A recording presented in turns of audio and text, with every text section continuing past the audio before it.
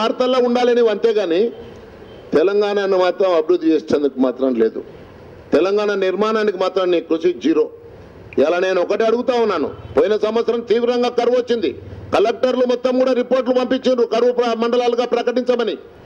అది మనమే భారం పడుతుంది కదా అని కరువు మండలాలు ప్రకటించని ఏకైక ముఖ్యమంత్రి భారతదేశంలో ఎవడన్నా అంటే అది కేసీఆర్ మాత్రమే.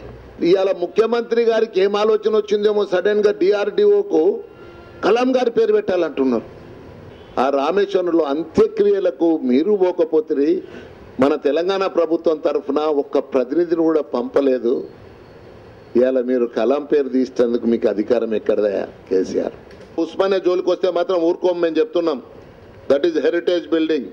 మన పూర్వీకుల జ్ఞాపక చిహ్నంగా ఉంచుకోవాల్సిందే.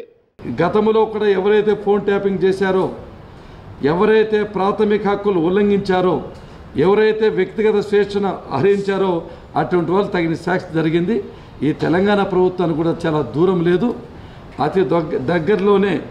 ఎందుకంటే ఈ ఫోన్ ట్యాపింగ్ చేసిన మాట బయటకు వచ్చింది.